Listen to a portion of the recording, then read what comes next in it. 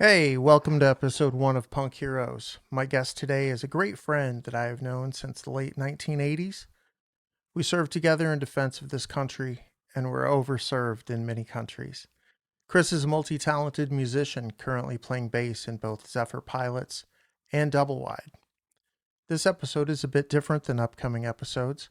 We discuss our time in the U.S. Navy, shenanigans, and how we bonded over punk rock. We tentatively called this episode The Songs That Saved Us. That's enough of me talking. Let's roll. Here's Chris McKee. So, how's it going, man? Oh, it's going busy times right now. So, a little backstory, Chris.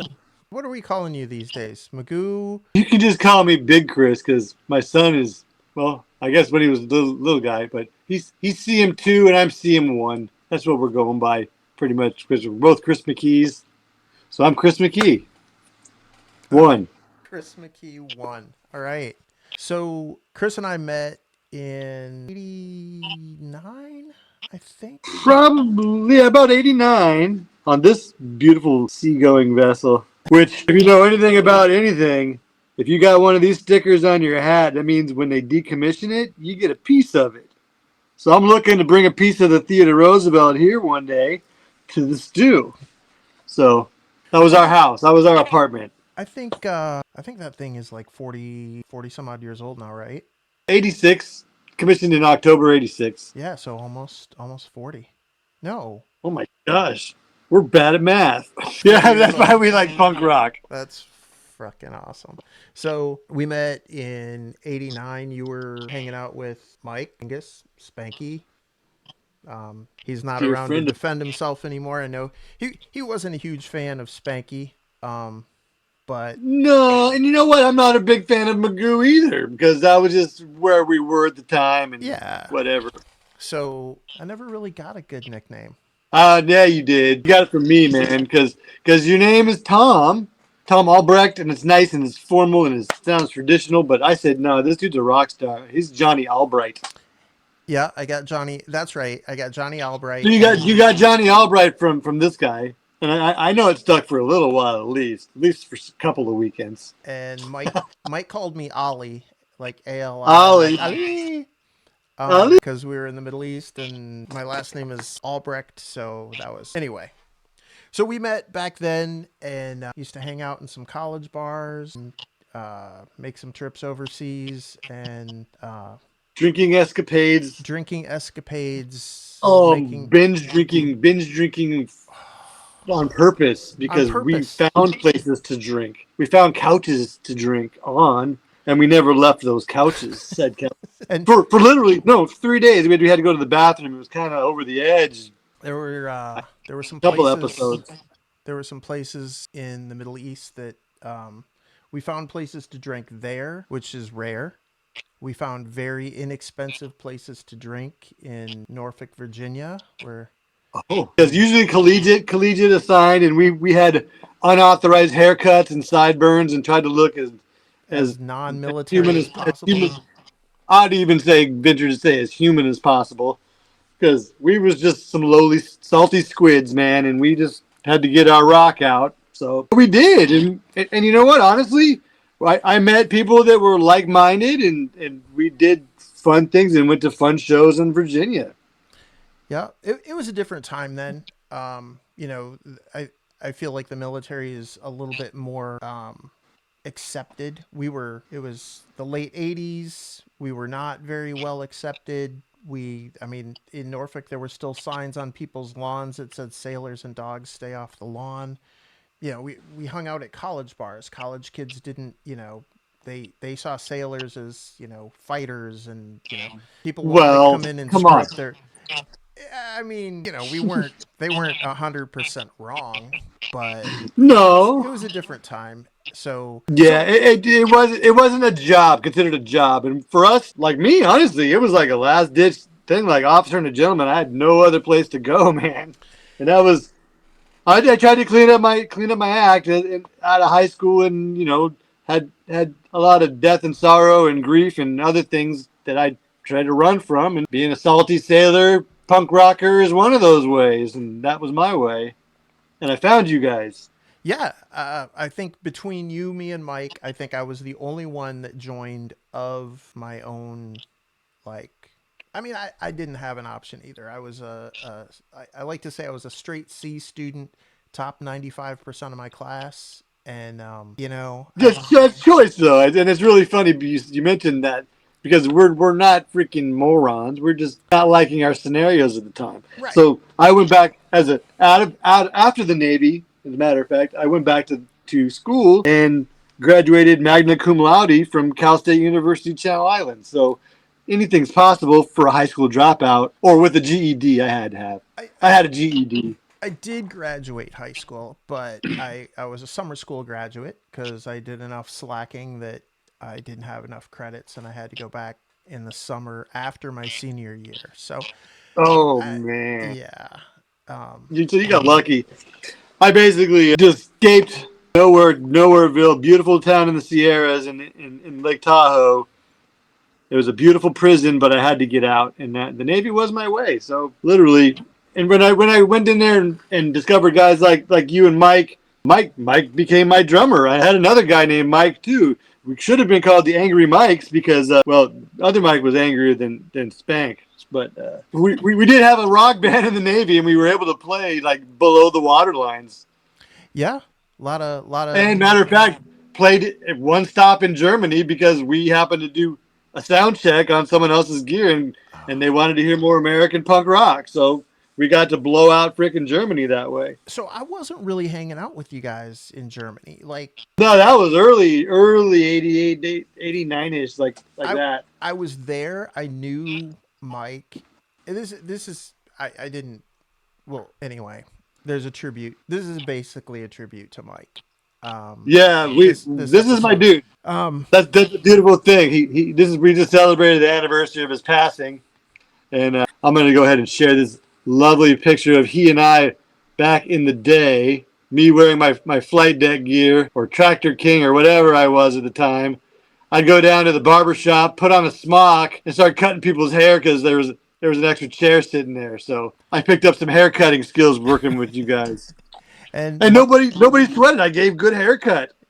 yeah, me and Mike worked in So the barber shop together for quite a while. And that was the title of this episode is the songs that made us. And basically we're talking about the songs that made us. The music yeah. that brought us together. Like Mike and And I. what we were playing in the barber shop. I can specifically remember playing Bad Religion, Social D, Vandals. So the bands that won the war of attrition by just outlasting everybody else. Oh, right.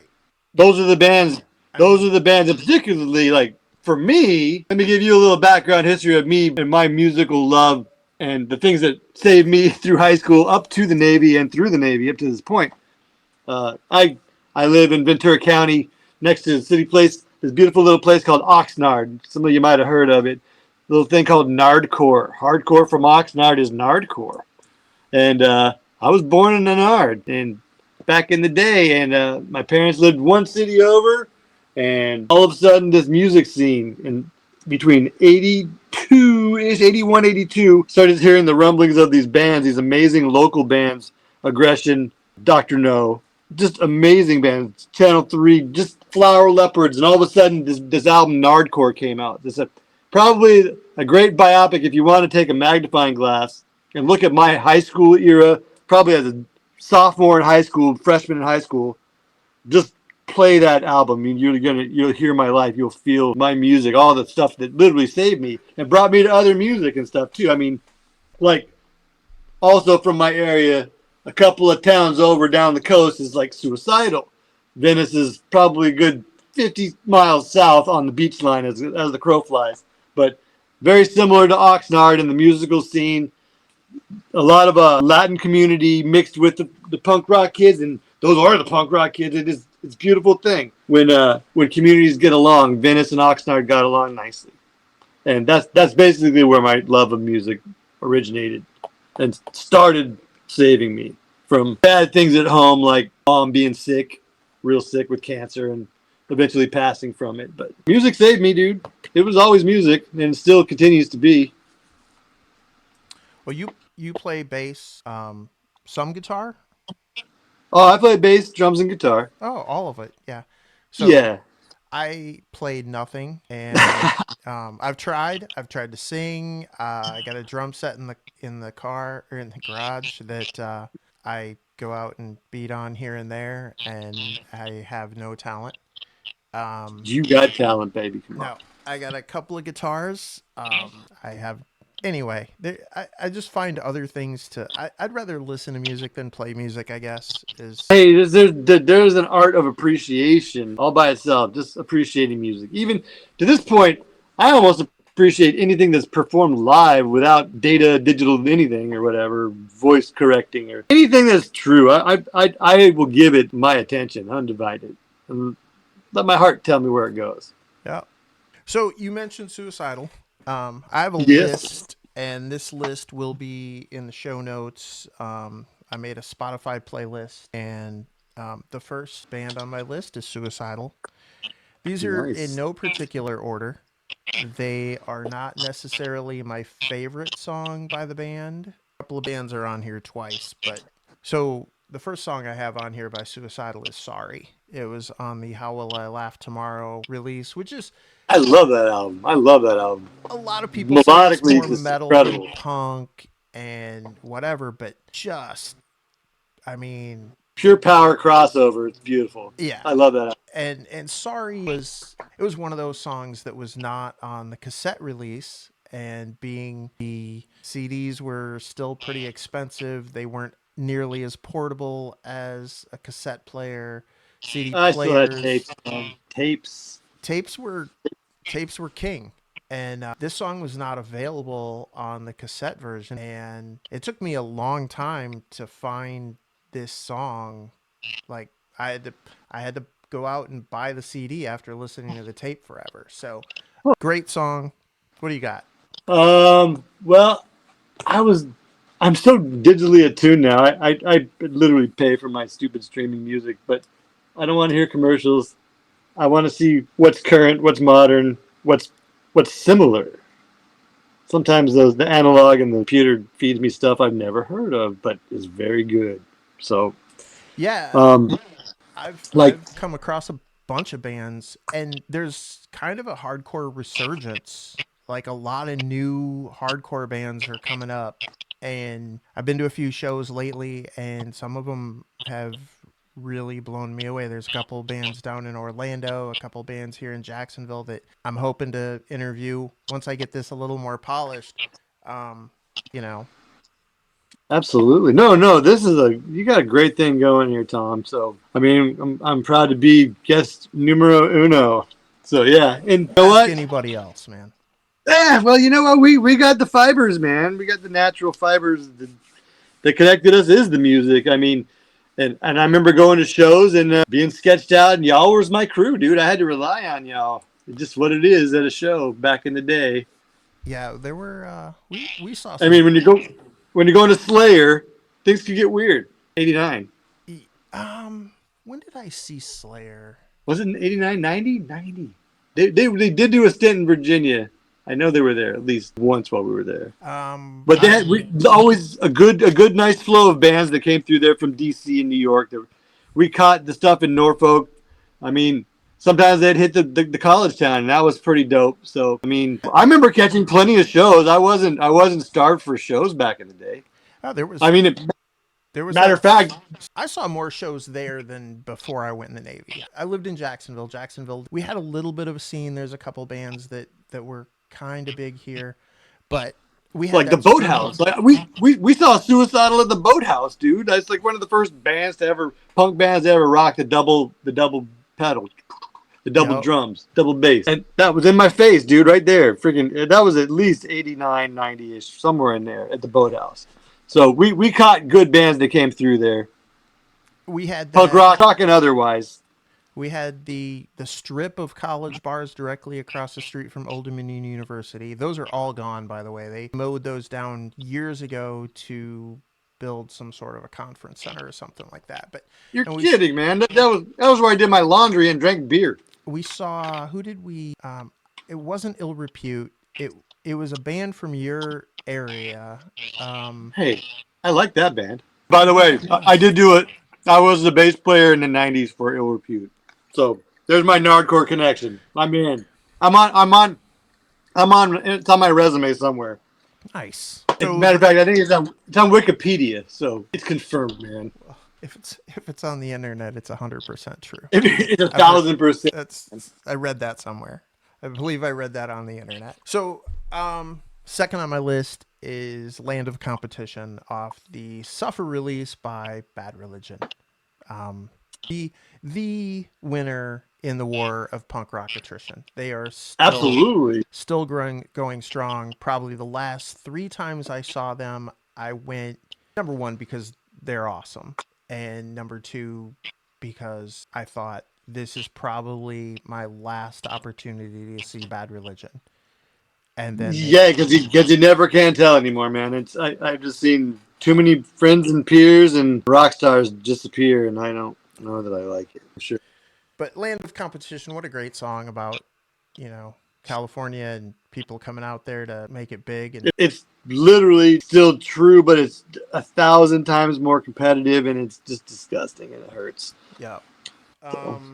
So let's look at your list. Fear. Let's talk about Fear. Let's talk about Fear's leaving. leaving. Love that man. I mean, he's my TV punk rock god. I mean, he literally, if there was something punk rock in the '80s, it was leaving. He was the featured actor or the extra or whatever. But good stuff, and he's local. Nice. I see him on Instagram and stuff. I think I only saw them once. I think I saw them at Riot Fest, and way late. Me being on the East Coast, we don't get a whole lot of West Coast bands out here. I'm going this Friday. I'm going to see Me First and the Gimme Gimmes for the very first time ever. Beautiful. Have fun, man. They don't come here, so when they do, take advantage. I gotta go. Reagan Youth. That was a band that Mike introduced to me. So that he being Chicago, Milwaukee guy, certainly that was his stuff. But and they were influential to me too early on, and it just forged like a little bit more political fire and iron in my makeup. Got me going, politically charged. But oh yeah, I was definitely more political punk than I am now. Now I'm just like, you know what? If I like your bass lines and your riffs, I'm cool with you, even if I don't agree with your politics. So I like you, man. Yeah, I mean, yeah.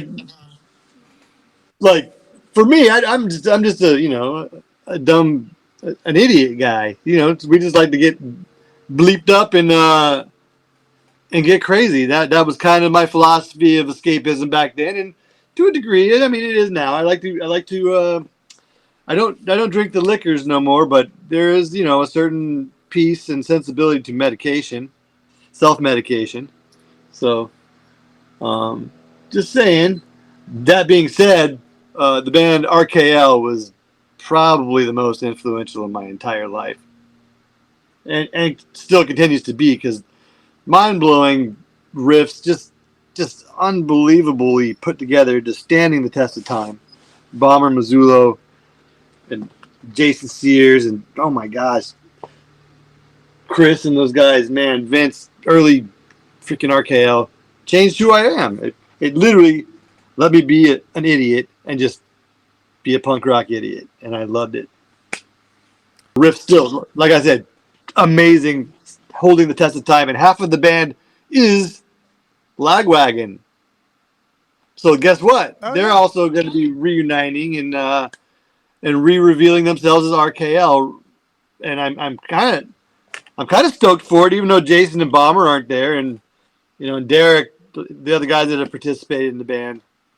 Uh, it's still a big deal. RKL. Hopefully, they can have a chance to reveal to a new generation their amazing riffs, and hopefully they can freaking keep up with the original RKL because that'll be a sight. I'm ready for that. RKL's one of those bands that I didn't get into until later. I remember you talking about them.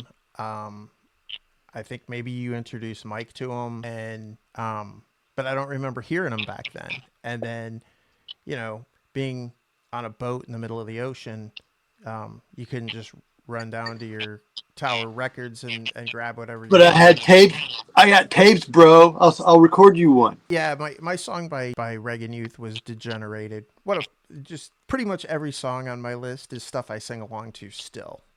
They may not be my favorite song on the list or my favorite song by the band, but just stuff that you know um, makes me. You know how a song can take you back, or like it pops up on the radio, and you're like, I remember the first time I heard this song. I remember exactly where I was, what I was drinking, whatever. Yeah, that's the power of music, man, and it Yeah. still continues to do that. Yep. Firing Absolutely. makes your neurons fire in different ways, especially when you're performing it. Your brain acts differently. So Yep. it's a new world, man. New science. Apply it to punk rock. Science and punk rock. So I didn't. I mean, I remember hearing about RKL, but I don't remember hearing them. We may have played them around the house or whatever. There was a short time that um, Chris and Mike had a little duplex that I would crash at 4 days a week. With the dog Christmas, like next door. Christmas. Uh, I just Gu- blew your mind, dude. Gunter Woo. and oh, dude, I tell that story all the time. So it was a duplex, and the guy that shared the other half of the house was very German, Very and big, very German with a big dog. he liked children, I believe, a lot. He liked Magoo's girlfriend a lot. A lot. Um, and he had this giant dog. I don't even know what kind of a dog it was, I but do know one thing. His name was Christmas, and I'd hear him Christmas. yelling. He'd be yelling Christmas in the middle of the night. Christmas. Oh man, yeah, because he Yeah, left it's that pretty dog wild. outside. So Oh, yeah, that was fantastic. yeah, memories. So you got Doctor No Aggression and RKL on here. That Oh, let's and talk about them. originally, yeah, probably Black Flag is probably the only bumper sticker on my car, other than my own band stickers. You know, Is I was looking through my list. I don't have any Black Flag on here. Black Flag was probably the second punk rock tape I ever bought. I know the very first one was 100% the original Suicidal album. And, uh, um, dude in high school was he had written down the lyrics to I Saw Your Mommy, and I'm looking at it on his desk. I'm like, what is that? Because at that time I was listening to a lot of like Brian Adams. Okay. It was mid 80s. love And Canadian rock. so That's all, Tom. You were just Canadian envy. That's yeah, all. I mean, I grew up in Minnesota, so there was that. But I always had like I always leaned towards like the darker, whatever, more violent stuff. Kiss was probably my first favorite band. I had, Dude, that's my life. I still love that band. I love them. I mean, they're I love even the cheddar cheese about them is they beautiful. are 100% cheese. And Gene Simmons, God bless him, he will sell. He's sold the Kiss name. Like some company in Norway or Sweden or something like that. He's sold the catalog, the name, all Oh the my. rights. I mean, they made more money off of merchandise than they ever made off of records or tours or whatever. Right. If Licensing if deals and whatnot. if you could put the Kiss name on it, he was putting the name on it. And I'm not here to throw shade on anybody. I'm not here to talk shit about anybody. I've never been in a position to sell my name for that. Maybe I would. Well, let's find out. I mean, Right. I would like to get sponsored by Knob Creek. That would be a fantastic option. That's a great option, but me, I just like to be flinging this logo around called DoubleWide. This is a current project that we're doing. There This will is family. there will be a link in the show notes to Double Wide. They are available for a very low price. I don't remember what I paid for it. We're budget. They're available on Bandcamp. It is some fantastic rockabilly. Actually, we're on Bandcamp, Amazon Music, Spotify, all that. We're on everywhere. All right. Well, And we're I picked mine up on Bandcamp. right. I need Magoo to send me a T-shirt though, because Yeah, I do got. You want that's red or black? What you want? you know Blue. I ain't got blue. I got blue. I'll take one. So part of the I got thing, navy blue. Navy blue just for you, my brother. part of the plan for this podcast is hopefully releasing an episode every week. I will be enjoying a adult beverage of some kind, typically bourbon. Mine's a semi-adult beverage, so a little iced coffee for you, brother. Uh, Let's raise a glass to our brother Mike while we're here. cheers, Cheers to my dude. brother. Miss ya every day. His birthday's coming up. All right, man. Well, we might have to drop in for a special visit on that one. Absolutely. Yeah. Happy Cinco de Mayo. Cinco de Mayo. That's right. Yeah. So, um, Oh, by the way, I'm not Chris anymore. I'm Louis D. Christensen, and yeah, I play the big old that deep bonger thing, whatever that thing, that bass thing, whatever the twanger, just makes a thump. I like that low thump. That's let me. good. How many times did he come out to California to hang out with you? He came out at least once. My kids remember him, had a great time, remember him fondly because he was Mike. He was Ingus Khan. Angus Khan. I found a couple of YouTube videos. A guy that played in a couple bands with him when Mike was singing. He posted a couple of Mike's early bands. One before he went in the Navy, and one after he got out. And I mean, they're fun. I'll have links to the videos in there. I talked to the guy on YouTube. Put a couple of comments on the videos, and I'm gonna hit him up. He's in a band called Carbellion now. They're getting ready to do a tour in England. So yeah, they're doing good. Um, there's a sampler on Bandcamp that has a very short clip of Mike yelling at the very beginning of a song. He's I want to billed hear this. as, what is it, Spanky from the Service or Mike from the Service? I'll have to look it up again. I thought about it, and then I meant to write it down for this, and I completely forgot. But so anyway, back to the lists. So Minor Threat. Come on. Game changer. Yeah. Game changer, dude. Yeah. So Stepping Stone is probably my most memorable song off that. Probably, in this case, probably my favorite. It's a cover. I love a punk rock cover, man. And Stepping Stone it just lends itself to being a punk rock song. Absolutely. You got to give tribute to the Monkees. You got to give tribute to the Monkees. Everybody else disrespects the Monkees.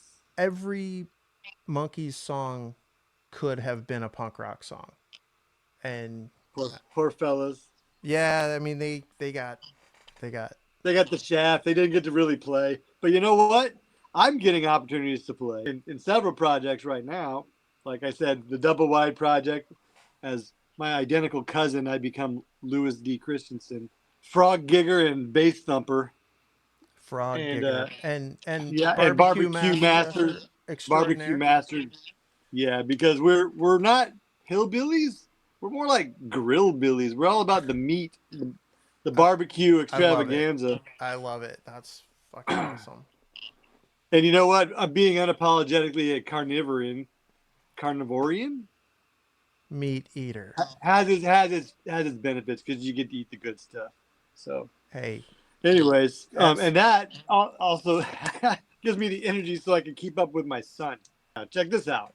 My son has another project called the Zephyr Pilots and I'm playing bass right now, supporting that project. And this is an amazing, fun project with some young cats that are freaking right now music, and they want to literally pick up where modern rock music, not necessarily punk rock, just the '90s did a lot of good music, fair to good music, Yeah. and they want to pick up where that's at. So, I mean, there's just a feel of the music that's different. People aren't writing their own stuff anymore. No one has a creative imagination to do a lot of stuff. So, Yeah, they are refreshing to play.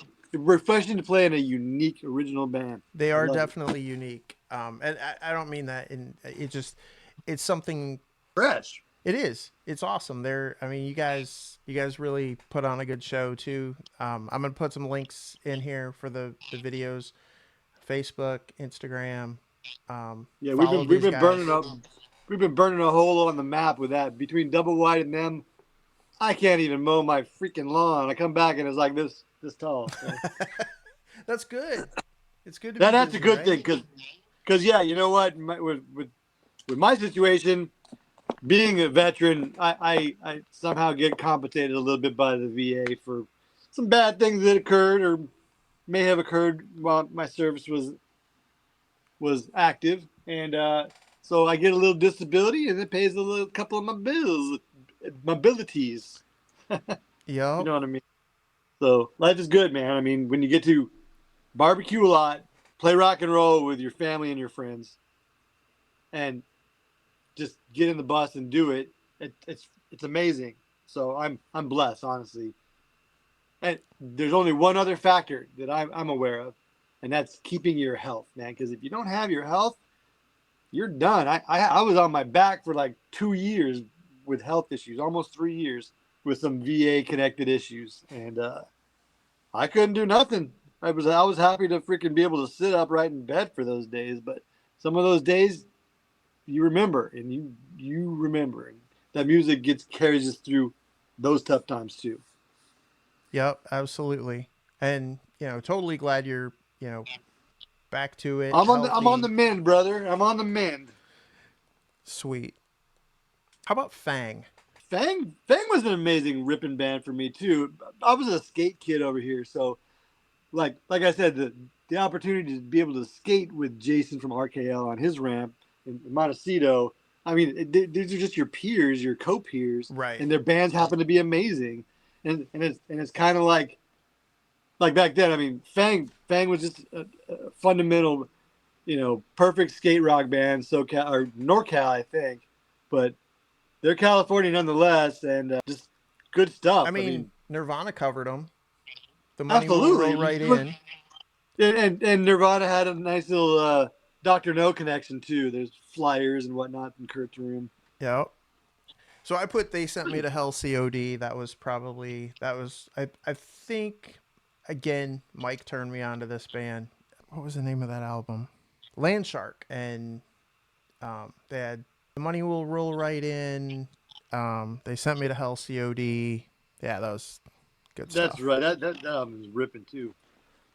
But yeah, Um there's like other like weird transitional bands because when we were doing that the band thing in the Navy below the waterline and getting the getting our punk rock on while wearing dungarees and navy blues, freaking morons, hey freaking man, salty squid. you're stuck at sea. You know what? What are you Honestly, what are what we found a place to store our gear, and we relied on our friends to like lock the doors down to make sure that we didn't get busted. But we had a place to play, and we rocked, dude. We did the best we could. Yep. But doing that, I got to do a lot of New York hardcore stuff early on, like just agnostic front stuff. Mike, our guitar player, we called him Mook. He's a Lower East Side kid. He I think he ended up being a career Navy guy. I never kept touch with him, but he was like Mr. Final Conflict and freaking Agnostic Front. I mean, he turned me on to a lot of good New York hardcore stuff back early on. So I was blessed to be able to be influenced by that and he be able to he play turned me on to Underdog, Leeway, an Underdog and Leeway, dude. Underdog and Leeway, and I have them I'll both give on him my credit for list. both. So Leeway was and stays in my private collection. Always. I mean, it's any playlist I have, those songs are gonna pop up. Leeway, um, I I listen to them so much, and I was going to. They were New York hardcore, but they were a little metal. Um, And a little punk sensibility too, like more like Murphy's Law had to feel it. yeah. So I would go to like metal shows or whatever. Here, I have some buddies that were in a metal band, and I'd go, and just talking to people, and I'd be like, "Hey, man, you ever heard of Leeway?" And nobody heard of them, and I'm like, "You got to be kidding me!" And then my buddy's band had a CD release party, and one of the opening bands came out, and dude's wearing a Leeway T-shirt, and I'm like, "Holy shit! You got to be kidding me!" And so they're on stage, and they had some technical issues or whatever, and the guy says, "So we just got off tour with Slayer," and he's like, "No, just kidding." But we did come off tour with Leeway, and I'm like, "You got to be kidding me! Leeway is That is Slayer to me, still dude. around Honestly. and still playing." I'm like, "Holy shit!" So I went and talked to him after their set, and I was like, "Dude, you played with Leeway?" And he's like, "Yeah, it's really just Eddie, um, but wherever he goes or whatever, he brings in other band people to play Leeway songs. He calls it the Eddie Leeway Show." And I'm like, "Oh my Okay. god, that's fucking awesome." So cut to, I don't know, a couple years later, they bring Eddie down to Jacksonville, and they play this tiny little club. There's probably maybe 20 people in there max. And I got a picture. Again, I'll be posting that. I got to meet Eddie. So nice. Such a nice guy. Just passed away less than a week ago. Yeah, he had cancer. But I mean, just, you know, I mean, he was a punk rock hero. That's what this show is about, is talking to my punk rock heroes, people that um, Bill Stevenson, Love, Descendants, Dave love me some Bill. Smalley, Love me some D, Dave. DYS, all Down by Law, Bandoleros. I mean, They're in my catalog. All every one of them. They're in my heart. yeah. So that's really what this is all about, is talking to those guys, talking to you about our history in music, and really talking to some local bands or regional bands, and not local to me or regional to me, but like up and coming, or the bands that have been working their ass off for 10 years and haven't become the Offspring, haven't become Green Day. Right. Not They're doing the work, man. They're doing the work, they're busting their ass, and music is such a brutal business, and fickle. You gotta, one band, they like Nirvana.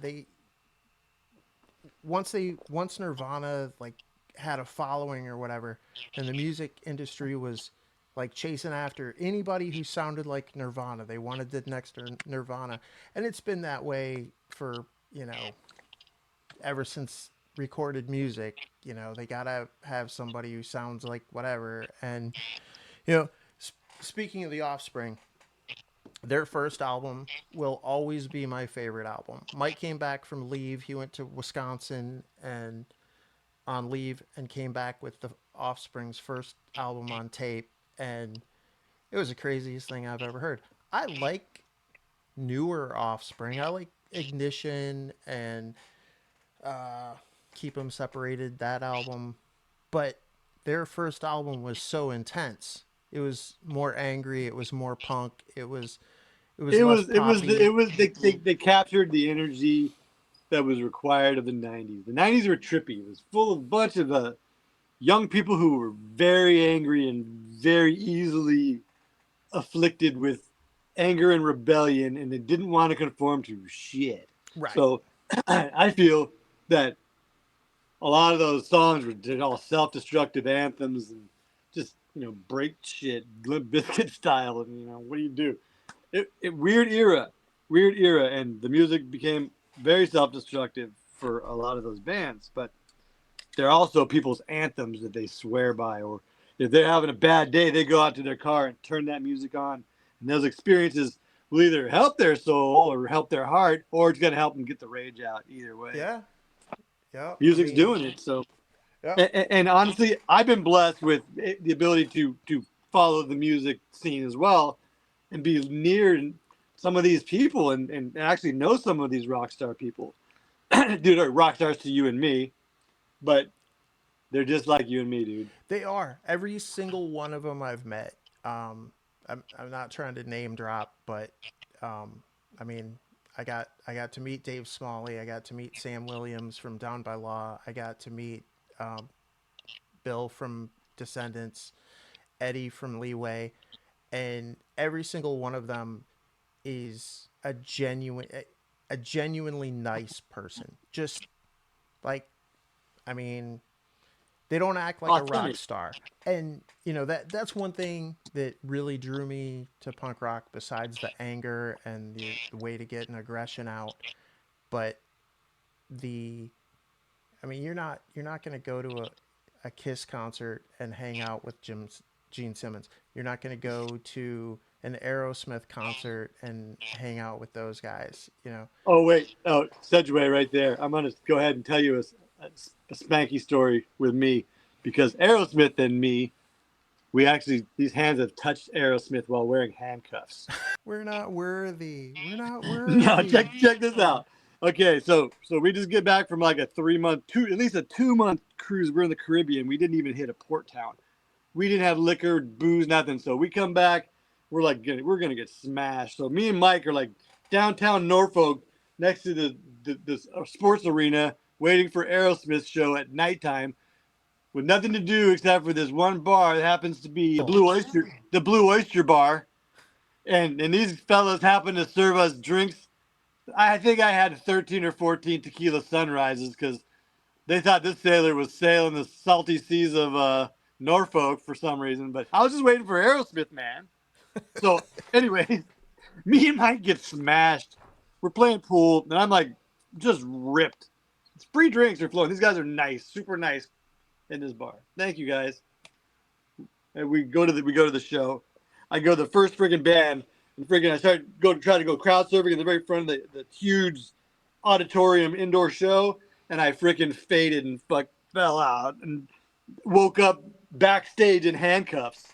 And therefore, here comes Steven Tyler and Joe Perry walking up, and they're, hey, what's up, brother? And I had my hands out in front of me, so I managed to shake their hands and give them high fives or whatever. And then they got on stage. I never got to see them, but I sure did meet them. Thanks to Mike and the Blue Oyster Bar. Nice. That's Navy, man. That's the Navy. Me and Mike also went to a Aerosmith concert with Oh no. this dude from my division. And it was in Richmond. So we got the tickets. The dude that had the car, he had a brother that lived in Richmond. So we drive up there, and I was not good at drinking at the time. I remember we listened to Jane's Addiction the entire drive up there, and I was taking shots of vodka and chasing it with beer like it was water. And by the time we got to the Richmond Arena, I was unconscious. You were. And I think that literally translates to the word Aerosmith means unconscious. yeah, I threw up in the parking lot. Um, then they decided to go somewhere and drink, and before we went back, so I'm throwing up in the parking lot of the Richmond Arena. Then they went somewhere to drink, and the car wouldn't start. It was the middle of the winter in Virginia, and the car Ugh. wouldn't start. It didn't normally get freezing there, but from time to time it would get really cold, and it was unbelievably cold. So the car broke down. They had to have it towed. Like I said, his brother lived in outside of Richmond or whatever, so they had it towed to Richmond with me in the back of the car. I'm passed out in the back of the car. I had no idea what happened. We get to his brother's house, and his brother's in Ohio, so the house is nobody's there, and he had to break into his brother's house, and then we spent like two nights there, and then we had to get back to the boat, and that was Madness. See what happens when you listen to regular rock and roll? yep, Weird shit yeah, happens, man. yeah. Keep All the time, dude. You get into trouble, the law, you're breaking the law and stuff. stay listening to punk rock, kids. Just It'll save punk your rock is life. much safer. It's much Yeah. safer, children. All right. So I don't want to keep you all day, and I don't want this to be a 7-hour podcast. So I'm going to blast through a couple of songs on my list, and then you blast Go through a for couple it. songs on your list. Yeah, I mean, So I really don't have songs on the list, but just bands in particular just yeah. influence me. It's So overall because I can't even single out why, but I can some. the whole so the song I put on here from the Offspring's self-titled release in '89 was 1,000 Days, but they have a song on there called "Kill the President," um, which, in my opinion, is the best song they've ever written. But in order to re-release it, they had to take it off of all of their re-releases. Oh, So silly politics. You know yeah, what? That's terrible. Punk rock requires politics and so nobody forth. meant kill the president. Of course not. Nobody It, said they it's saw a Mike's mommy dead either. it's a So come on. right. It's a metaphor. It's art, man. It's It's sick ass art that we love. yeah. So Chili Peppers, more of a Great jam band band. now. I'm not shitting on them, but they're more of a jam band now. I paid in excess of $300 for nosebleed seats to see them a couple years ago. Ouch. Yeah. Go see Social D and Bad Religion. Yeah. Dude. Right. Spend your money wisely. Well, I am going to see the Adolescents in June. They're coming and playing a Beautiful. very small club. I cannot wait. I absolutely hope to hang out with Tony Montana, Tony Adolescent, Tony Tony, all the Reflex, Tonys. all the Tonys. Because I got to get them to sign that Flower Leopards album. That would be Honestly, fantastic. if people don't support localism, they don't get to see cute and awesome and gnarly shows. They That's the don't get thing, it. man. You know what pisses me off, and I don't know, pisses me off is kind of a stupid thing, but um, yeah, I go to these shows, and the local band, there's 7 people out there, and then maybe the regional band, there's like 20 people, and then the headliner, the club's packed. I'm like, look, you paid 10, 15, 20, $30 for the show. Why wouldn't you just see all of the music? Why wouldn't you go and, well, I don't know that band. You know why you don't know that band? Because you've never even tried to listen to that band. Go listen to Yeah. the openers, man. Because You know what? Localism requires effort. And you want a good restaurant. You want a good restaurant to not go out of business. Guess what? Support that business. You want a nice shop that you shop at to not go out of business. Support that business. yeah, You want a band to continue. Some of these guys for 30 years. You want them to continue. Go see them. go see them. Yep, that's That's part of the experience. You get that experience. That is I your experience. I have had some of the most epic musical experiences with like the opener band. And I mean, Dude, they just want to play music and have a good time. And I mean, I'm hoping to interview some of those bands. There's a local band. I'm gonna throw it out right now. Chalk Tiger. They are. I saw them open for Mike Watt. Mike Watt came. beautiful. Not he wasn't playing Minutemen stuff. It was kind of his Like, jazzier stuff. But man, they got up there and just raged. I was like, holy shit, these guys are fucking awesome. They're like, I don't know, 20 maybe. They're kids, and they just probably one of my at this moment they are my favorite local band. I've talked to them a couple times. Super nice guys. So the song I had on here for the Chili Peppers is "Higher Ground." It's a Stevie Wonder cover, and again, I love a cover band, dude, cover song. what are you gonna say? You got the flea thump Yeah, doing Lee TV. going to Dude, town. what? Anthony. Bottom end, baby. Bottom end. Right Yep. behind me. Guar. Oh my gosh, dude, Guar. That's my Navy Norfolk experience. Is another one. I was introduced to Guar in 1990 I was with with the you. original Slave Pit I was in with you Richmond. at that show.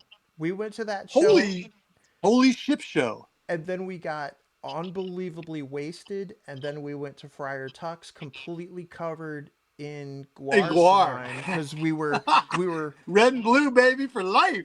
we were what, two people from the edge of the stage and just stuck. Covered. And Guard. We got hey, Guard. uh, Dave Brocky passed away a few years ago, and he will R.I.P. be Dave. sorely. Love you. But Super freak. Guar never stopped, man. They are still doing No. it. I saw them at Riot Fest a few years ago, and they are still as offensive as ever. Absolutely. Did you know? Here's a little secret about Guar. The original bass player is actually the singer right now. That's true. I forgot about that. Yep. And guess what? He's the guy that introduced me.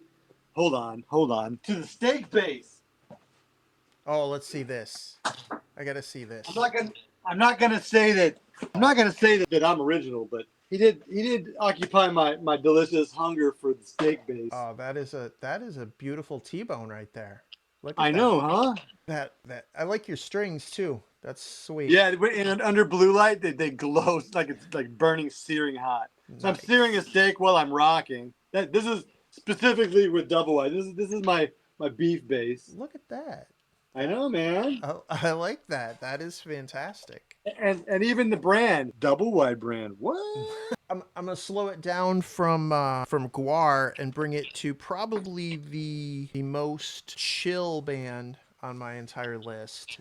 And a buddy of yours, I think I met this guy. No, I met him. I met him before I met you. Jim Simpson. You remember Simpson? Yeah, Jimson. Jimson. I named him Jimson. Suck. He I tried to find him on Facebook. That He's dude, somewhere in Jersey, man. Where is that guy? Jimson, where are you? he so oddly enough, we were both on leave at the same time, and um both we ran into each other in the Atlanta airport, which, I mean, what are the odds of that shit, right? So Crazy. we were both flying back to Norfolk, so that limits the odds a little bit. But anyway, he was flying back from Alabama.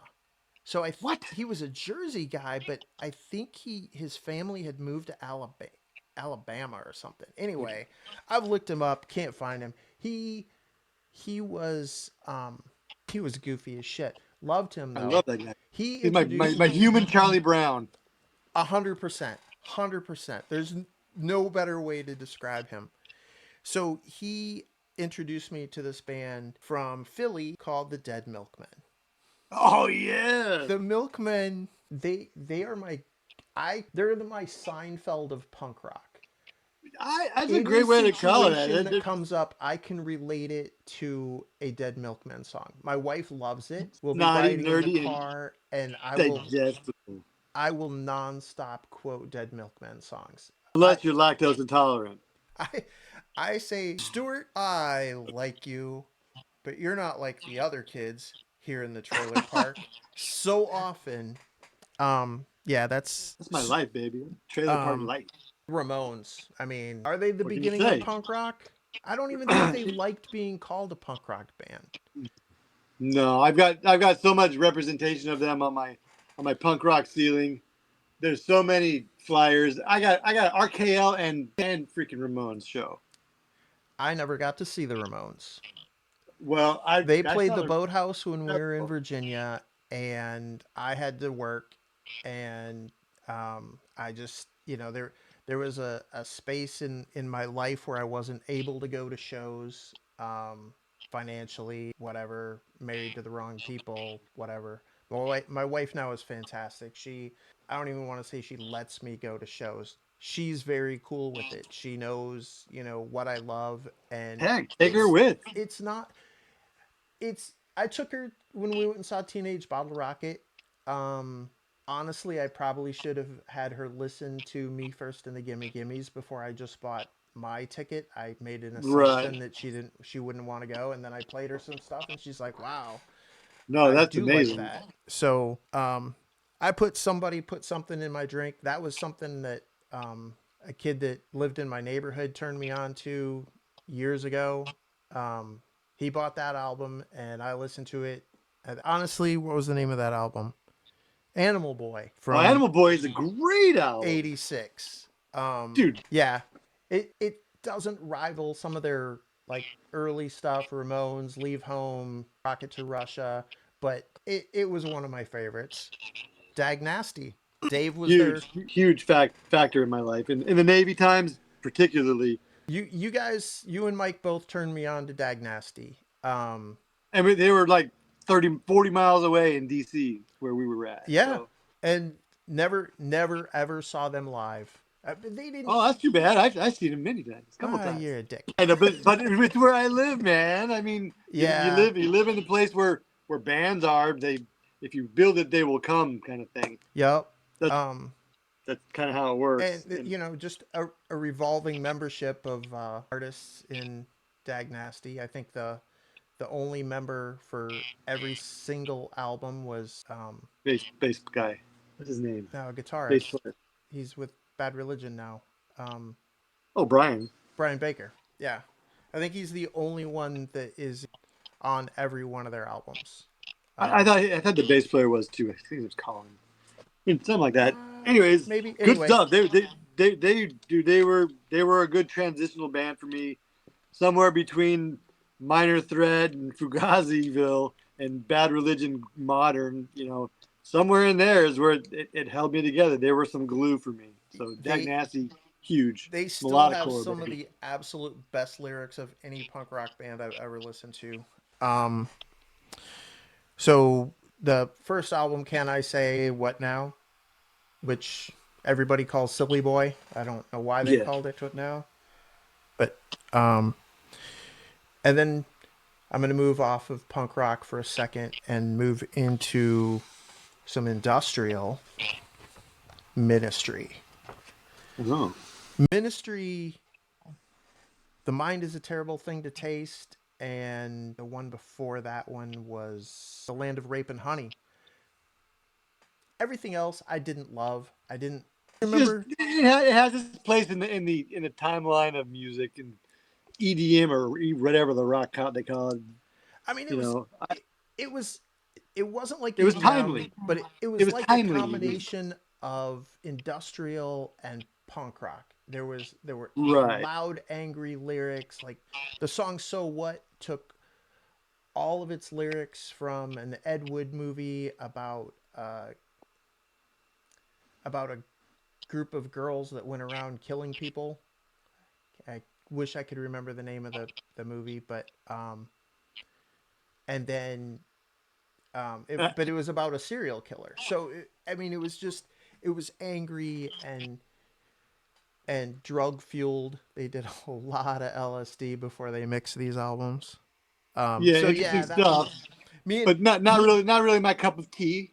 me and Mike really got into like Ministry after after the the Land of Rape and Honey and The Mind is a Terrible Thing to Taste. Um, I didn't really groove on so much of their stuff. There was some things. Jesus Built My Hot Rod was pretty decent. Well, Misfits. I I was did. able to take my wife. I was able to take my wife to see some of that. Jesus Built My Hot Rod and Reverend Horton Heat, Oh, like Horton Heat. like at Universal. I took my wife. She loved it. My wife, she's basically the vessel for my children's music scenarios and stuff because my son, who's now 26, went to like no effects shows. My wife went when she was like 7 months, 8 months pregnant to no effects shows, and because they were friends of mine and participated in that while very pregnant. So I think it influenced my son's musical experience as well. So pre-birth, he was rocking in the womb. So my wife has been a major contributor for that, and like I said, allowing me to do this as well. Same thing. She's not allowing me. She wants me to go do this and go Right. have my experience Yeah. and send home money. Right. Misfits. I didn't get into the Misfits until well after they broke up. Um, Well, speaking of when they broke up, 1983, that was the last show that they ever did was at the Goleta Valley Community Center when I was a silly high school kid sneaking out of my house to go to that show. I was there, man. So, boom, watch the video. You'll find my dumb bald head in there somewhere. their stuff was hard to find, like early stuff. Yep. I mean, my first experience with them was I had heard it, I had seen the logo. It was like Kiss. Everybody's wearing a Misfits T-shirt, but I couldn't find a tape or a 45 7 I inch don't know. anywhere. How So did so when did you finally get a hold of them? Because like in my experience, they've always been. I had kids running around here with devil locks and makeup and weird I mean, we stuff. talked about them all the time, but I didn't. I think I picked up the Walk Among Us album, which was like a. That's the best. I had that in purple and green marble vinyl, dude. Oh my gosh, I I wish I only had had some of it that. on cassette. I have no actual Misfits, and I Yeah, I just think want I to thank my lost little that. I brother have it for. on digital now, so. I just want to thank my little brother for selling that marbled vinyl for weed. Thanks, Eric. Yeah, well, Leeway, Rise and Fall, Underdog. We talked about these two, but Underdog Yeah, back to back. We Stand and Fight back to back. Take no shit. I mean, that was that was us in the King's Head we Club got. I pub. was lucky. I got lucky. You guys steeped me in the New York hardcore thing because, like, literally, I'm coming from the other side of the planet. Second wave of LA hardcore. You know, literally punk rock. Maybe the third generation or whatever it was is when I was a little kid, and uh, I was lucky. LA got. But I also got to get hit over the head with billy clubs in like '84. Right. You know, at LA Street Riot and stupid stuff like that. But the good news is I still have one of those billy clubs from that event. So I Nice. have Some some serious memorabilia. archive stuff. Oh, Um. speaking of archive, this is the kind of stuff that they let us do in the Navy. Oh, Look at who's that punk rock guy with the Doc Martens and a camel at the pyramids? Wait, what? let me grab this one. That Um, dude. I'm too connected. I'll post it on the show notes. But I got a picture of me and Mike in I think it was Dubai. We're Is that you both guys on wearing the dock? yeah we're both wearing Doc Martens. I'm wearing a COC shirt and my And everybody suicidal loves hat Greek flipped up. fisherman hat. Everybody loves Greek fisherman hats all of a Oh sudden. yeah, yeah. I bought one. I didn't wear it, but But whatever, man. That was our shit. We were European, man. right. Everybody No, we dude, that helped us blend. when I when I uh when I went to Paris, everybody bought a beret. Not me, man. I just went on tour. I went on tours and I went on vacation in different Liberty ports. I literally didn't go back to the ship half the time because Nice. I wanted to go do those things. I didn't think about taking leave when we were over there. Like, I was a smart idiot, yeah. but I got experiences. Um, let's see. Oh, Chromags. Oh my gosh. Harley, first time I ever met him, he was the scariest human being I ever met. But when I met him, he became one of the nicest, ferocious, you know, decent humans. The I guy's, he I loves hope his to craft. I hope to meet him sometime soon. I'll Um, find him for you. I'll hook him well, up, dude. I follow him on Instagram, and I mean Nice guy, dude. he posts all the time, and yeah, absolutely scary dude, but But at the same time, super self nice dude. improvement, Yeah, self improving, to me, he's motivating. He's one of my motivators. He's a muse to absolutely. me. He Yep, doesn't know it. He's one of my muses. He's a bass ripper. All my friends are bass players, kind of. I don't know how that happened, but almost all my friends are bass players. So and sorry, drummers and guitar guys. and still putting out new music and s- still rocking it. Agent Orange. I Oh my mean, gosh, that's the soundtrack of my high school. I've My fifth, fourth, and fifth years of high school.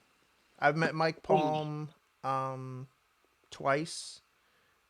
Unbelievably nice guy. There's a set list right there you go. there signed by him from a couple years ago out at the beach. Hung out after the show and talked about CDs and stuff. Dude, that's great. Social Love that guy. D. Oh, Bloodstains was my song by Agent Orange.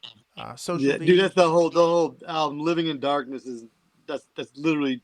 I don't think we took that out of the tape player ever with my Tahoe homies. They know who they are. That Agent Orange is still us. And I got to tell you, if I ever was to join any band, like I had my dream wish, having to join any band, be that guy, be that bass player, it'd probably be Agent Orange. So hey, Mike, you're looking for a bass player? I'm only about 50 miles away, bro. I will I got I I will got a car. relay that information because I No, know just a backup guy, just in case. I don't want to every take no one's ish. every single time I've seen them, they've had a different drummer and bass player. So nothing against that. It happens, you know. I mean, people. Because guess what? I once upon a time in my life, I got to be like unto I got to join Ill Repute. They were a huge band early on in my life too. Just fun localism, fun skate rock, fun everything. Good ideas, open your mind, don't judge a book by its cover, all that. Good stuff. And I forgot where I was going.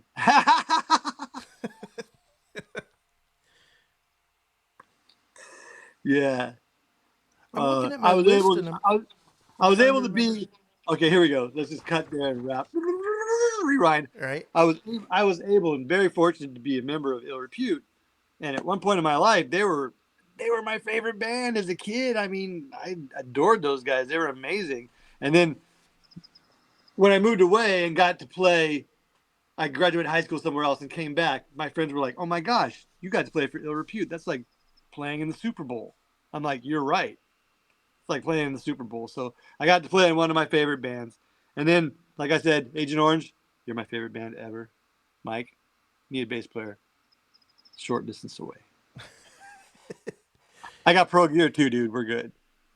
Mike introduced me again. Mike had introduced me to Agent Orange. We were going through his, you know, we both brought our giant suitcases of cassettes and we're going Oh through stuff. yes. And I don't think I'd ever heard of Agent Orange. And he's like, they're not really punk rock. I mean, Oh yes, Agent they are in my Agent heart. Orange sounds like a punk rock name, but they're not really punk rock. They're more like, like surf, like Dick Dale or whatever. And I was like, all right, and 100% punk rock and some of the best guitar riffs and Mike can still sing like a champ. I just saw him a couple years ago and not even no, I just saw him again recently. I didn't get to meet him that time, but he played this skate park, very very famous skate park in Jacksonville called Kona, and they've been having live shows there Oh nice. I know recently. the Kona skate park. I remember seeing a skateboarder magazine and stuff. Yeah, it's been there It's like forever. beige. Like the half the ramps are like beige or the concrete's beige or something. I remember. Yeah, Yeah. it's I mean it's it's iconic. So, um Well, so they're playing shows right now, and Agent Orange is playing with them. Agent Orange is on a perpetual tour, I think. They play a lot. They just travel and I mean, I think that's what he wants to do, man. No, that's He's a honestly it's all I want guitarist. to do is make.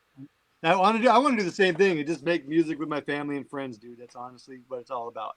Yeah. Just just Um Social go D. support your local bands like Social D. Yep. Social D, they're on here. Prison Bound. Um You know what? Prison Bound was influential to me because it it was was very so much transitional for different. them as well, and I was introduced to the country ish from there, like punk, cow punk. Yeah. That basically was my intro to that. Other than like Texas and Horse Heads and other stuff that's like bona fide cow punk from So L.A. I had heard like 1945 and Mommy's Little Monster and so Mike had Prison Bound and I was like, "Oh, I didn't even know Social D had a new one out." And he's it's like it's so different. He's like it's almost country and um but Yeah. but it's such a good album. It's I mean um It's it's in just the different. Lost Classics, the Lost Archive. It's freaking beautiful. it was right now when we were popping. That was all we had, dude. We were grasping at straws. Whatever came along, we had to try it. Yeah. Not Yeah. I not mean, everything was delicious. I bought so many tapes that just weren't what I thought they were going to be. And I don't, I'll give everything a chance twice. So I usually go back and listen to it and I'm like, no, it was a mistake. Yeah. And I'm not going to mention any names because I'm not here to shit on bands or anybody else. But No, remember, if you're playing a real instrument, I approve. yep. Yep. Um, Circle Jerks. Yeah. You jerks, dude. I mean, what can you say? I mean, Keith was my favorite Black Flag singer. Just saying. Yeah. And Yep. during that period of time, like 82, 83, when he was just jumping into the jerk stuff, I mean, they were everywhere in LA. They were everything. They were bigger than Black Flag in my opinion. They took over that space of freaking just rage. My intro to them was Repo Man. Um, Beautiful. Why not? right? Um, Classic. I never got to see them live up until just recently. They did a 40-year anniversary tour of Group Sex and um, got to meet Keith, got to meet, um, damn it, who's their bass player? Um, Xander. Xander. Xander was the nicest dude I've ever met. Oh, he's a gentle I'm giant, gonna man. say I'm gonna say that a lot because all these people that I've ever met have been like super cool, but Xander, like I just went up You feel it, man. You and feel him. I was Xander. like, "Hey man, Yeah. big fan. Can I get a picture or whatever?" And then we sat there and talked about bass playing for like 10 minutes, and I- I'm like, "Dude," and um, yeah, that was good times. Um, You know, I'm spoiled rotten, dude, because I can go to a show any given day of the week and find these dudes anywhere I don't care if they're in Santa Barbara or if they're at the Palladium or whatever they're at. I could go to the Roxy or the Whiskey. These bands are there. That we're spoiled. There's too many of them here. We're oversaturated. But I will try to go to as much as I can go to, and yeah, get out there and do it. And I mean, if I'm out there doing it too with my bands, I mean, there's something happening right now. Music is good. it's crazy. Like the shows that I've gone to, um, I've gone I've gone to some that are 100% local bands, and just to see because I'm an old man. I have been a little bit out of the scene, hanging out, going to You don't shows. look that old, dude. I'm looking. Well, You look a little younger than me, this bro. this is all gray, so that's why I wear the hat. Look at all that. My mullet is all brown, but my beard's got some grizzles up in it.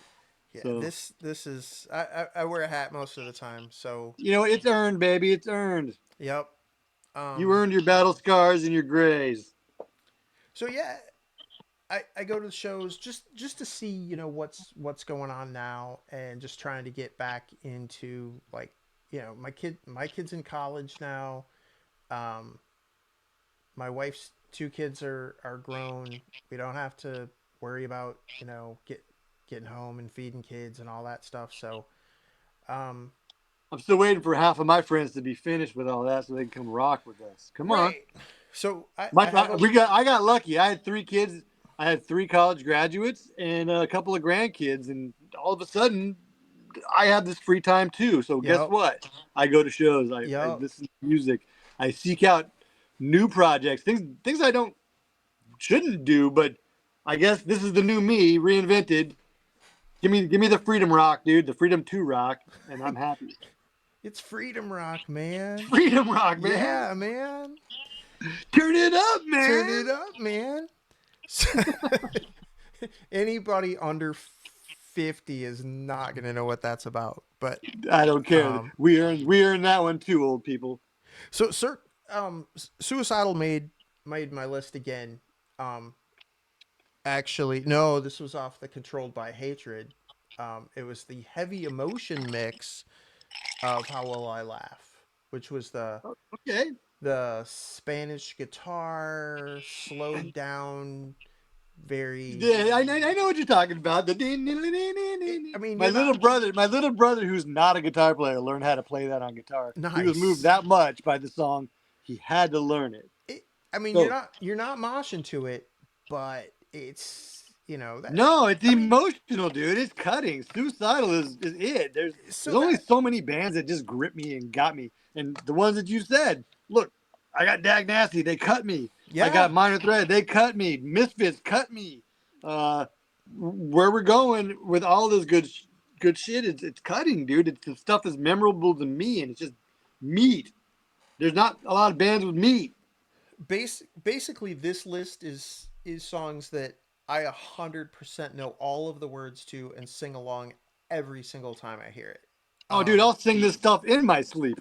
Right. Um, Slayer, Seasons in the Abyss, Right. Dead Skin Mask, Little You Story know, About Ed Gein. good Christmas, stuff Oh, songs and oh stuff. yeah, yeah. Um, I'm gonna put these two together. These are in no order, particular order. The Spotify playlist was just slapped together, and I just printed it out.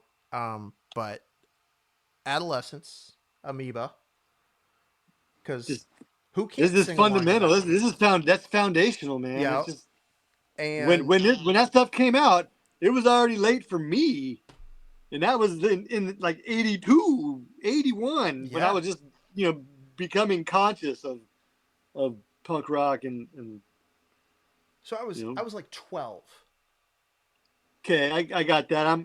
Were you reborn? 69.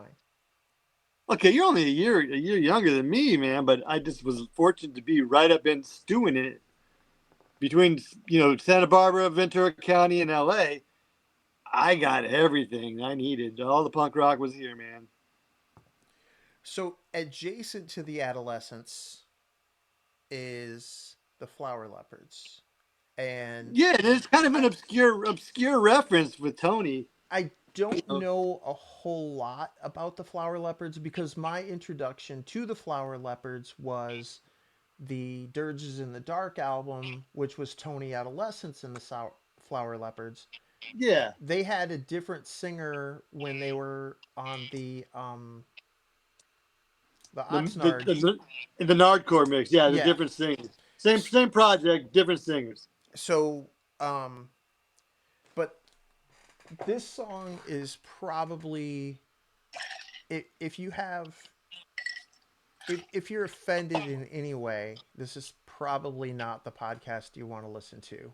But no, I'm just gonna say it. I'm 50, almost 55 years old. I tend to not have a filter. I say what I mean. Sometimes I say what I don't mean. Words just fly out of my mouth without my brain catching up to it. But um, so but this is punk rock, and punk rock, you shouldn't be offended by it. It's just art. Yeah. So the Offspring said kill the president, and the Flower Leopards used the N-word and talked about a preacher And complaining also, yep. And about. fear also used some highly misogynistic and you know considered homophobic, anti-homophobic slurs and whatever. It's a different era, and you have to look at it in the lens of the times, dude. It's Right. not the same. Yeah. I'm sorry, people. Please don't be offended. It is what it is. Even songs from the 1840s and 50s included bad stuff Yeah. about slavery and whatever. Please So don't throw it in the trash. Keep it around so you know that it actually is trash and you don't need to be the repeating it. song Preacher's Confession is That's moving, dude. at at at the same time punched me in the face It can punch you in the dick too. and made me laugh my ass off because the I mean Because the you got your Dodge van for raping and killing Korean Korean women women and and children. children hacking off girls' arms at the joints, and Sorry, guys. Uh, Don't be offended, man. Punk rock is what it is, and it it just was what it was. yeah. And I'm gonna And um honestly, I'm the guy that stage dived on people with freaking rusty razor blades and rusty nails in their leather jackets. I suffered freaking, tetanus and whatnot for you guys, and had green hair and got my ass beat. Basically, anybody's anything goes world now, and I just don't can't grow my hair as cool as I used to, but I woulda. I'd have green hair right now if I could, speaking of probably. fear, I love living Yeah, in the city. fear, and they're still fighting a fight, man. That people aren't looking at them with the correct lens. They just aren't. They can't get over themselves or the lyrics, and it's troublesome. And You need to find a new genre of music. their appearance on Saturday Night Live was the funniest And greatest appearance Saturday ever. Night Live moment of all time. The greatest. Yeah, and the And story of John how Belushi loved it too. the story of how that happened was amazing. So, and then Legendary, legendary. um, a little bit different, little punk rock, a little ska, little Operation Ivy. That's Also, that's something timeline. that It's about when this stuff showed up in the timeline of punk rock, in yep. the timeline of time. Pop culture, if you want to call it that. It, Operation Ivy is fundamental, dude. It's foundational. It helped bring that whole new Fat Epitaph era and launch that in different directions of ska and different directions of music Yep. that And maybe shouldn't have been together, but here they are. and this is another one that Mike came back from leave, and I guess some buddies of his in Wisconsin turned him on to him or whatever, and I mean, it just blew me away. I'm like, holy shit, this is punk rock, but it has horns. That's right. What the fuck is going on? This is fantastic. It's like reggae, but louder and angrier. Um, and then probably my all-time favorite punk rock band, um, Descendants. Oh yeah, Just honestly. very, like I said, I'm not super political. I don't. Yeah, although I like a song about killing the president, I'm only saying that so this podcast gets banned immediately. I'm just kidding. Um, You're a wise guy. I love it. so, um, but the Descendants had very few songs that were political. They mostly No, about they focused on the id and the ego and and the the situations the around it. And girl. honestly, holy smokes, dude! Milo laid out my high school experience as just being the nerdy, Yeah, individualized punk rock kid, marginalized by the jocks. It was a war against the jocks. Literally had to fight physical fights, and I was a little kid. I wasn't even a big kid, and I had to fight like monsters that were on steroids, and it was awful. Mud. Ugh. Camera High School, bad scenario. yeah. Thanks, Vice Principal Doucher. He suspended the punk rockers and not the football players Well, you after can't you after can't skirmishes. you can't suspend the football players because how are you going to win the game on Friday night? You know. I know, and you know what? Honestly, that was the war I was in. So I relate. I relate to the idiots and the super egos and ideas that were surrounding like Milo and those guys at the same time. We're we're similar pattern. They're just a little bit earlier than me, but I identified with the isolationism and the loneliness and chicks, freaking this and that, and just you wanted to have that one chick. She was freaking the one, Sour grapes. you know. Sour But grapes yeah, like and hit me, fortunately, and clean sheets and myage, bikeage, oh um, my, and then the really fun songs like Der Wiener Schnitzel and would you like whale sperm with that? Um, yeah, or a little, launching from Cape Canaveral, so blast off. so Anyways, oh yeah, dude, and now to tell you another scenario, the the the long term effect of me being a super fan of the Descendants is that I go to these big festivals and shows that the Descendants are like headlining, West Coast shows particularly like Pozo and punk rock bowling and stuff like that. Like very unique, large. Like if I turn around, there's thousands of people behind me, but I'm in the front row of the stage, and look, there's my wife right there, 5 foot tall wife, and that's my 5'2" daughter, and they're slamming people in the pit. They're pushing people back.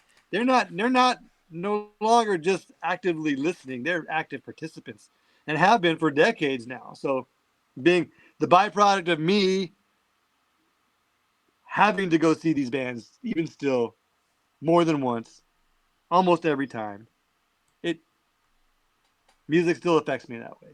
And I'm a 55-year-old man too.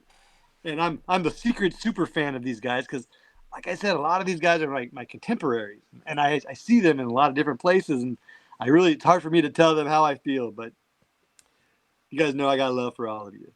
Yeah. They're my heroes too, dude. That wraps up my list. We will we'll definitely do this again. Hopefully, I'll have all the technical aspects ironed out a little better when And remember, yes, we're gonna have DoubleWide and Zephyr Pilots. we are gonna have DoubleWide and Zephyr Pilots on as maybe one show, maybe two shows. I don't know. We'll see how that works. Yeah, we could probably do some live. We could do some live stuff in the studio. We got fun. Oh, that'd be You fun. guys want to do something like that? That'd be great. But Yeah. yeah, keep us on your hot button, man. I mean, I may be your first guest, but I'm one of your first real life homies in the real world. So Right?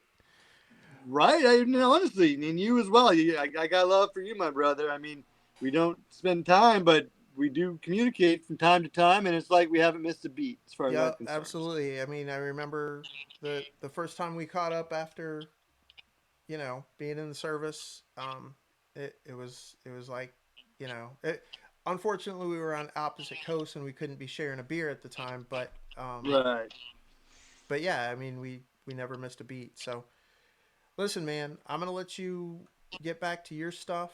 I appreciate this so much, and I'm gonna put links to all your socials on the show notes, and um, definitely links to DoubleWide and Zephyr Pilots. And you're still doing some art, right? Yeah, I'm doing a lot of punk rock art actually. I love doing epic scenes from movies. I want those classic scenes, those moments, and also moments in rock and roll and punk rock, like an amazing one single shot from CBGB's with the Ramones. Except for the thing is like 4 by 5 foot, and it's actually two pictures that I brought into Photoshop and blended, and just I gotta let it out, man. If I have a need to create, whether it's music or art or a doo whatever, I gotta make it. we'll I'll look at I can't remember off the top of my head. Plus I've been refilling this. Knob Creek, ladies and gentlemen, Knob Creek. So but you have some pretty epic time lapse video of you creating art, which Yeah, that's kind of my thing. I want to contribute that way. You can't sit with me for 3 hours, but I'll put it up there, and it'll take 1 minute to look at I I, ChrisMcKee.com. I love a time lapse photo. What was that one? ChrisMcKee.com? ChrisMcKee.com. Just go look at the quick art vids. That's where I got my art video stuff. So you Okay. can check out some of my stuff. Not everything's up there, but there's enough to keep you occupied for a minute. And not all that's really done, and they're all in process. But Are you that's where we're selling at. those? Are you doing on commission? I How are will you? be. I will be. I haven't really. I've been classically trained as an artist, and I had an art degree, and I was taught how to paint in college. But I it took me about another 10 years before I kicked it out and started doing paintings and whatnot. But I've sold my third painting I ever did sold to the president of the university out here. So, I mean, Nice. I sell art, yes, and I will be selling more art. Okay. But Well, in the meantime, just go entertain yourself at ChrisMcKee.com. Quick art vids. sweet. All right. Well, thanks, man. I appreciate it. We'll catch up sooner than normal, but Absolutely. I'm gonna clean this up a little bit. We had some technical issues, but Yeah. um, Yeah. Get some edits on there, and you'll be fine, dude. cool. I mean, you could condense it and make it, stories a little bit tighter too. Yeah. Either way, Um, ain't no sweat to me. Just don't make me say I hate Obama. I'll edit Don't make that me out. say it. Don't make me say it. Wait, I didn't say that. Who was that? I I don't know. That might have been AI. That was That was AI. AI, dude. Yeah, it's crazy. No, actually, how about this? Because I'm a punk rocker, I don't like politics at all. I don't So like politics at they're, all, man. All they're all politicians are assholes criminals. Every if and assholes. Yep, you have to be such a narcissist to even want to be a politician that Ugh, automatically makes you an asshole. I don't. Here's why I'm not political. I'm not Republican. I'm not Democrat. I'm not. Um, I'm not. I'm a registered independent. Well, I tried to be registered independent, but in my state, you can't vote in a primary if, and I vote, Yeah, ours too. yeah, We can't do it vote in the you primaries, can't vote in a primary unless you're one of the R or one of the yeah, that's D. California too. Same thing. And I'm like, there's so many different parties out there. Why do I have to be a member of one of two? Either the R or the D. Why do I have to be that? Like, You know what? Become a member of the Rad Party. Rad. I That mean, includes the R and the D. Rad.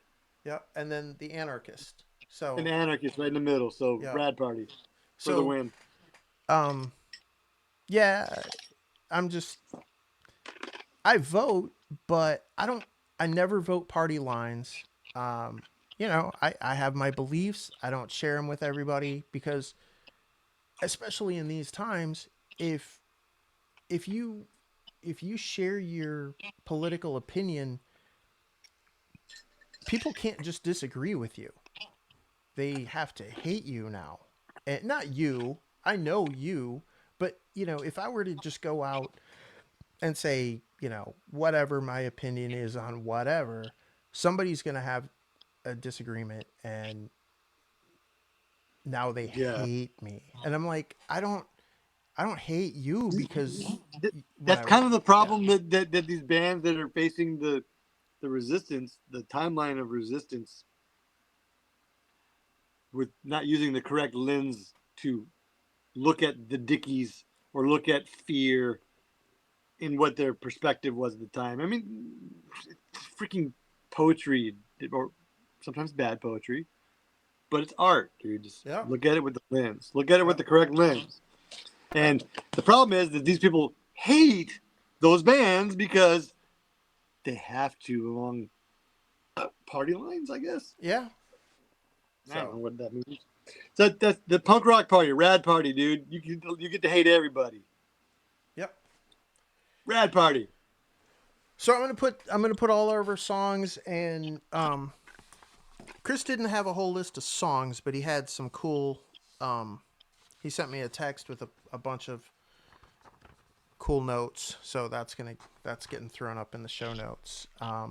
Look, the reason I'm here is to talk about cool punk rock, to talk to cool punk rock bands, to you know, um, I don't know, maybe promote if I get a following of any kind, maybe help you promote bands, We whatever. cross promote, baby. Yeah. You're in, baby. Um, I'm a nobody, but I'm gonna try. I'm gonna push my punk rock yeah, heroes. and to meet my punk rock heroes, and you know hopefully meet my future punk rock heroes. And so, moral of the story is support local music, support the opening bands, go to the show, see the opening band, stay for the whole damn show. Don't leave that place until the band is driving out the back and on their way, cuz you hang out, you're going to meet some of the coolest people you've ever met. Well, And check this out. Check this out, bro. Not to interrupt. The I went to go to a show once upon a time, and I got a date here because I had the flyer right over my head for Bad Brains, Addicts, and Major Accidents. I went there to go see the Addicts. Bad Brains cracked my skull open, and things have never been the same because I stayed for the opening band. yeah, I mean, Bad Brains Bad Brains at the is Olympic. Bad Brains is Changed my life. first time I ever heard. They're not on this list, and that's an omission. Yeah, On my part, put them on my list. Make sure they're on my list. they're 'Cause on they your changed list. They frightened me the first time I heard them. How No, they fast freaking and they aggressive, and I was just like, "Holy amazing. crap, they're amazing!" So, all right, Yeah, my first introduction was with about 5,000 other punks. It was insane. nice. I never got to Insane. see him live, and I mean, HR. I don't know if he's still doing shows. I read something about he Yeah, basically he's sits doing in a it. chair now and does it. Nah, Which he's here a lot. He's in Santa Barbara and LA a lot. okay, So he's out there doing it. As long as everyone's health is with them, I hope they keep doing it too, because I want to keep seeing my heroes. yeah. I want to keep my health so I can possibly become a hero one day too, Johnny Albright. All right, Magoo. Hey, Thanks my again. brother. It's been wonderful spending some time with you, and yeah, tasty. Have a good show, man. Have a good Have a show good. tomorrow night.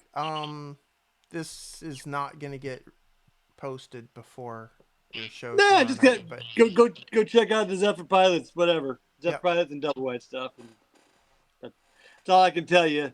Keep your mind open, folks. We're just here to have fun and rock. sweet. All right, take care, man. All right. That's a wrap on episode 1. Huge thanks for listening all the way through, and an even bigger thanks to Chris for being part of the conversation. Special shout out to Dave Smalley for the inspiration and to Matt Morris for the confidence boost. Couldn't have done it without you guys. See you next Tuesday.